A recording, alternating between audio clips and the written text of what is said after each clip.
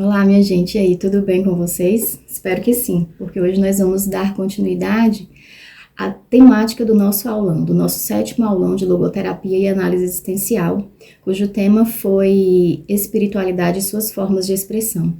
E o assunto de hoje é justamente uma dessas formas de expressão, que é o autodistanciamento.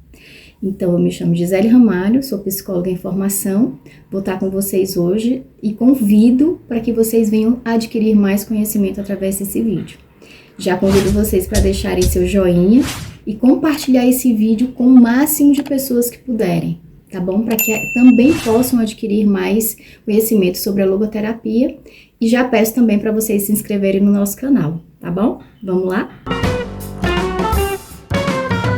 Particularmente, Frankl traz essa questão de que os recursos noéticos, eles são essa capacidade especificamente humana, né? São essas características antropológicas básicas da existência humana.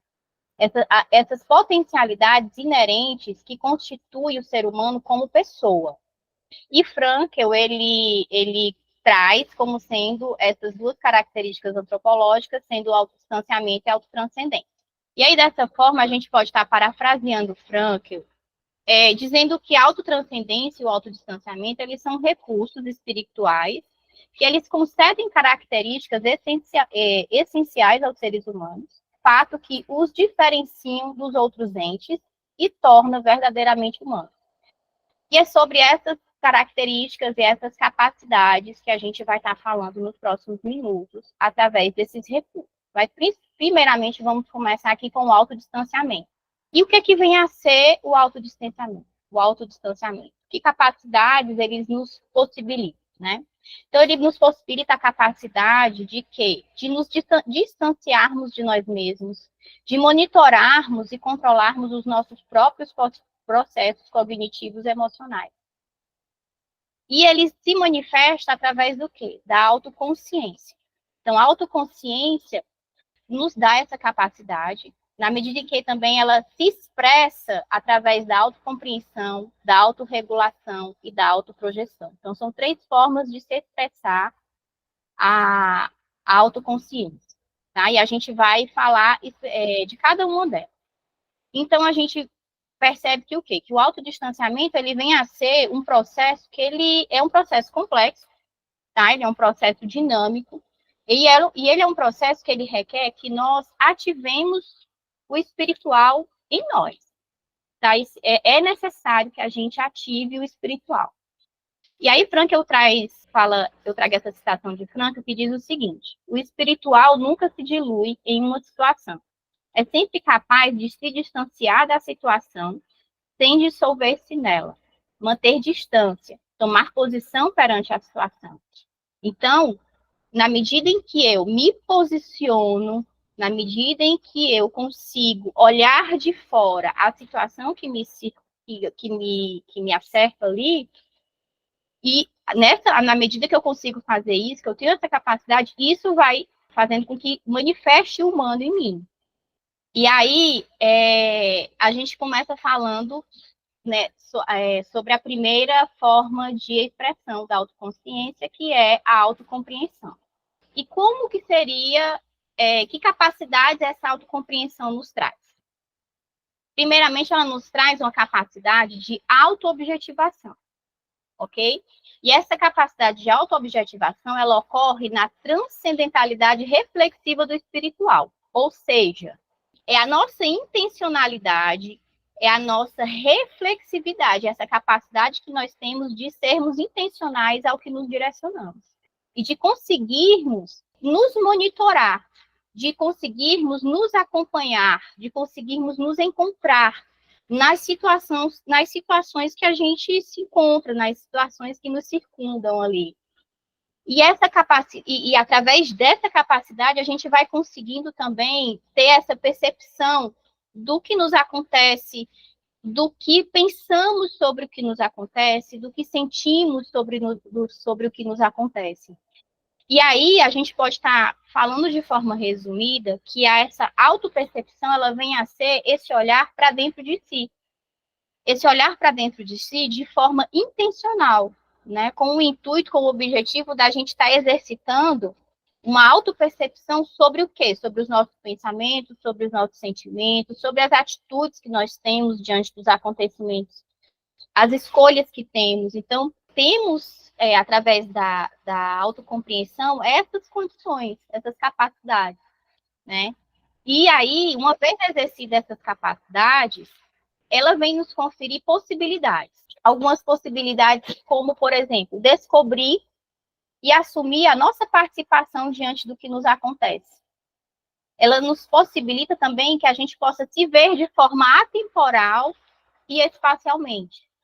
E ela nos possibilita também podermos nos identificar e nos afirmar através da autocompreensão. E isso traz implicações.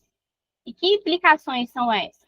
Tem a implicação de podermos avaliar de forma ativa o que é dado à nossa consciência e podermos nos posicionar diante dos fatos que nos acometem, dos fatos que acontecem ao nosso redor, na nossa vida. E isso também traz possibilidades, implicações de podermos estar gerando conexões entre os objetos intencionais, ou seja, de podermos imaginar as possibilidades de acontecimento e o que pode ser feito diante desses acontecimentos. É como se a gente pudesse ali estar criando um mapa mental e estar fazendo as conexões, descrevendo o que está em jogo, olhando os prós e os contras, descrevendo ali o que cada experiência pode estar produzindo e representando para a gente, tá? Implica nessa questão da gente conseguir também ter uma aceitação do que é dado à nossa consciência, reconhecendo o que aparece à nossa consciência, né? Por exemplo, e permitir viver isso que aparece, né? Por exemplo, algo acontece que desperta em mim um medo, né? E aí eu reconheço que essa emoção existe, eu me abro para viver essa emoção e essa aceitação vai implicar que eu entre em movimento de modo que eu possa me posicionar diante dessa emoção. Eu reconheço, eu sei que existe e me posiciono diante dela, né? Então, essas implicações, de alguma forma, ela vai trazer uma promoção de uma autoaceitação. Dessa autoaceitação que vai resultar também em que eu possa estar desenvolvendo em mim uma força interior, uma maior tolerância às adversidades da vida, né? Uma maior tolerância a críticas, né? E essa autoaceitação, ela também me permite reconhecer quais são os meus pontos fortes, quais são meus pontos a melhorar, o que é que eu posso estar melhorando em mim, o que é que eu posso estar desenvolvendo em mim como pessoa, né? Tudo isso envolve a intencionalidade, a reflexividade que a gente falou no começo, né? Isso tudo promove em nós nada mais, nada menos do que uma estabilidade emocional, né? Do que essa saúde mental que hoje em dia é algo tão caro para nós, né? E aí esse processo, gente, de autocompreensão, ele vai propiciar que as outras expressões que a gente falou, né? Autocompreensão, autorregulação e autoprojeção. Então, a autocompreensão ela vai propiciar que a autorregulação e a autoprojeção ela possa ser expressa. Então, o que é que vem a ser a autorregulação?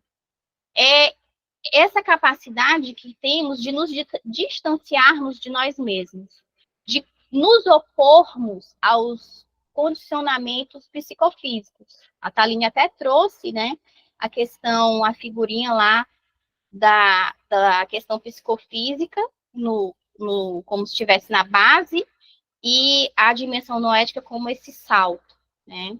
Então, a autorregulação, ela traz essa capacidade para a gente de nos opor aos mandatos psicofísicos, ou seja, essa capacidade que nós temos de nos opormos ao que o nosso corpo biológico, ao que a nossa psique dita para nós. Então, por exemplo, algo acontece que me traz a emoção raiva, né? Eu sinto raiva. E aí eu consigo entender que eu estou com raiva, isso que me chega à consciência, como a gente falou da autocompreensão, eu consigo identificar que eu estou com raiva e eu posso me posicionar diante dessa raiva. Eu não, eu não necessariamente vou deixar que a raiva determine o meu comportamento, mas eu posso ditar, eu posso dizer como que eu vou me comportar diante daquela raiva, como que eu escolho agir diante daquela raiva. Então, essa autorregulação, ela capacita a gente a estar se distanciando de nós mesmos, da situação ali, no intuito de estarmos regulando os nossos próprios processos cognitivos e emocionais. Mas também ela nos dá a capacidade de nos reconciliar com esse psicofísico na medida em que eu entendo que eu não preciso necessariamente estar a todo momento me opondo ao psicofísico, mas eu posso encontrar esse equilíbrio onde eu vou me opor ao meu psicofísico se necessário for. Né? Eu vou ter essa proatividade diante do meu físico se for necessário, se for em prol de algo maior, tá? Então, eu posso sim me opor, posso parar, pensar, posso ponderar, posso olhar para aquilo, adiar ou impedir a satisfação dos meus instintos, essa satisfação psicofísica, e na medida em que eu vou exercitando isso vai trazendo para mim, vai gerando em mim uma autodisciplina. Isso vai me dando essa capacidade de ter domínio próprio sobre os meus desejos, sobre as minhas emoções, né? E aí, dessa forma, em vez de estarmos a todo momento nos identificando com os nossos instintos, nós podemos sim nos distanciar dele, não deixando que ele nos determine, não deixando que ele nos determine a fazer o que ele quer que a gente faça, mas que a gente possa se posicionar. E é isso que, para a logoterapia, vem a ser essa possibilidade de podermos nos distanciar dos nossos instintos e não de estarmos a todo momento nos identificando com ele. E aí eu trago essa citação onde Frankl diz o seguinte: mas ele começa a ser homem no ponto em que pode enfrentar a realidade psicofísica. Né? E aí é nesse contexto que a autorregulação, que provém do autodistanciamento, ela é uma expressão da capacidade espiritual do autodistanciamento, uma vez que ela requer a liberdade de escolha que nós temos. Né? A abertura que nós precisamos dar para escolher agir de acordo com a pessoa espiritual que somos. E especificamente isso é o que nos torna humanos, de acordo com a logoterapia. E nós podemos estar dispostos a aceitar e a tolerar, inclusive, o desconforto psicofísico, né? Sem deixarmos ser dominados por esse psicofísico, estando a todo momento ali nos forçando a nos entregar aos comandos dele. Né? Então, isso tudo, essa oposição que vai acontecer na medida em que for necessário, isso tudo dá-se de forma consciente, de forma intencional, né? Incluindo essa aceitação do que pode vir como perdas, né, de acordo com as escolhas que fazemos, tá? E aí eu acho importante a gente abrir aqui um parêntese só para dizer que, na medida em que a gente permite ser conduzido por esse psicofísico, é tendencioso que a gente se torne pessoas rígidas, cristalizadas e engessadas, porque isso vai nos impedir de estarmos acessando e manifestando a pessoa espiritual que somos.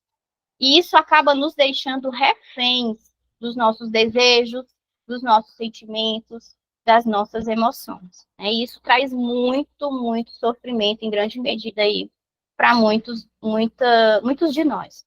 E a isso posto, a autorregulação, ela envolve alguns pontos, né?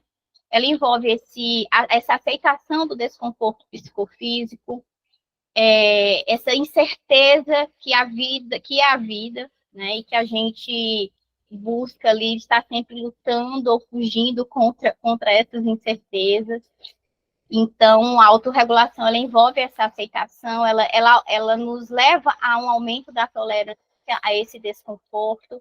É claro que entendendo esse desconforto não como uma tendência masoquista, não como uma busca pelo sofrimento, mas essa oposição ao psicofísico quando necessário, né? Essa execução de estar me opondo ao psicofísico, de estar regulando as minhas necessidades psicofísicas só quando justificado, né? Quando é em prol de algo maior, de um objetivo maior. E aí, à vista disso, eu acho importante a gente estar diferenciando aqui alguns pontos. Por exemplo, aqui nós temos a administração de si, autorregulação, que é uma expressão autêntica da espiritualidade humana. Enquanto que a contenção de si, a regulação psicofísica e a repressão psicofísica, ela se dá no campo onde não há aqui uma intencionalidade, não há aqui não há um acesso à dimensão noética, né? Ela ocorre no campo psicofísico. E aí o autor, o Efrem Martins, ele traz até um exemplo que eu acho bem legal para a gente entender isso, que é do transtorno de personalidade obsessiva, né? Essa psicopatologia que trava essa luta excessiva contra os seus pensamentos obsessivos. E aí o autor traz que essa psicopatologia, né, essa pessoa que tem essa psicopatologia, ela parece ali até tá auto se regulando, mas não, o que ela está ali fazendo, ela está nessa repressão psicofísica, nessa contenção de si, para estar regulando ali o desconforto que ele sente diante desses pensamentos obsessivos dele. Né? Então, achei importante trazer isso aqui para diferenciar para vocês, tá? A autorregulação, ela traz possibilidades de a gente reduzir tendências a comportamentos desadaptativos. Ela possibilita a pessoa a estar seguindo o seu projeto de vida de acordo com o que ela escolheu, de forma racional. Ela possibilita a gente a estar aprendendo a estar monitorando os nossos impulsos e concentrando os nossos interesses a longo prazo. Isso é bem, por isso que eu reforcei bastante essa questão que a gente se opõe quando necessário. Né? E aí ela possibilita a gente estar gerenciando as nossas emoções e os nossos comportamentos para quê? Para que nós possamos alcançar objetivos maiores. E aí, dessa forma, a gente pode resumir aqui que o processo de autorregulação, ele conta com o facilitador da autocompreensão, que é esse processo que traz a possibilidade para a gente de termos mais consciência das nossas tendências, das nossas limitações, de modo que a gente pode estar avaliando melhor as situações que nos cercam, podemos estar decidindo de forma mais assertiva, né? E aí a gente viu as duas manifestações do autodistanciamento, que é a autoconsciência e a autorregulação, que a autorregulação ela envolve esse comportar-se consistentemente com objetivos a longo prazo, e esse processo que a gente viu até agora, ele vai dar lugar à última manifestação do autodistanciamento, que é a autoprojeção. E o que é que vem a ser a autoprojeção? A autoprojeção é também uma capacidade intencional da espiritualidade humana, é essa expressão autêntica da espiritualidade humana, tá? E que ela nos capacita, ela nos traz capacidades. Que capacidades são essas? De a gente poder se ver de uma maneira diferente da qual estamos sendo no momento. Né, de podermos nos direcionar na nossa reflexividade para nós mesmos e podermos nos imaginar de uma outra maneira, de nos vermos num futuro diferente de como estamos sendo no presente. De nos vermos como um processo e não como algo determinado de acordo com o que estamos sendo no momento, mas como esse processo de construção, de desenvolvimento, né? E aí, isso traz para nós a possibilidade também de podermos acreditar e concebermos que nós podemos sim nos tornar uma pessoa melhor, que nós podemos chegar a esse dever ser, né? E aí, nessa perspectiva, A autoprojeção para a logoterapia, ela vem a ser o quê? Ela vem a ser o centro da motivação para mudança e transformação. Ou seja, ela vem a ser a concretização de uma vontade de sentido, que é um dos pilares da logoterapia. E aí, o que é que isso contempla? Isso contempla que nós podemos escolher a melhor versão que desejamos ser. Claro que sem fantasias evitativas, né? Mas dentro do real, dentro das nossas possibilidades, dentro dos recursos que temos ou dos recursos que podemos vir a ter, tá? Isso contempla a gente poder avaliar o que é dado à nossa consciência, observando o que realmente implica essa projeção. Ou seja, que preço eu preciso pagar para chegar nessa melhor versão de mim mesmo? Que energia eu tenho que investir nisso? O que é que eu estou disposta a fazer de acordo com os recursos que eu tenho, de acordo com as minhas possibilidades? E aí também contempla eu estar conseguindo gerar conexões entre o que eu desejo e os possíveis obstáculos que possam vir a surgir para que eu alcance esse vir a ser, para que eu alcance esses objetivos, né? De modo que eu possa entender que perdas que eu posso estar assumindo para que essa mudança ocorra, né? Que reações eu posso estar enfrentando, reações externas que eu posso estar enfrentando para que essas mudanças ocorram, que novas atitudes eu preciso ter, né? E aí, traz também essa possibilidade, essa questão de eu poder aceitar, de eu ter essa consciência de aceitar o que eu posso e o que eu não posso, ou seja, as limitações que eu tenho. Que limitações que eu tenho e respeitar essas limitações. A isso posto, nós podemos inferir que a autoprojeção, ela fomenta a motivação para a mudança, tá? Ou seja, a autoprojeção, ela vem proporcionar meios, ela vem estimular a nós a nos mobilizarmos perante aquilo que traz sentido para a nossa vida.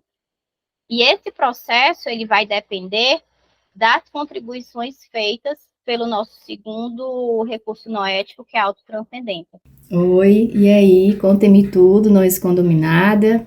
Me digam o que vocês acharam de tudo que a gente conversou, de tudo que a gente abordou, né? É um tema muito relevante e eu queria muito que vocês deixassem aqui o comentário de vocês, tá bom? Se inscreve no nosso canal, nos acompanha, deixa seu like e compartilha com o máximo de pessoas que vocês puderem, tá bom? Até a próxima!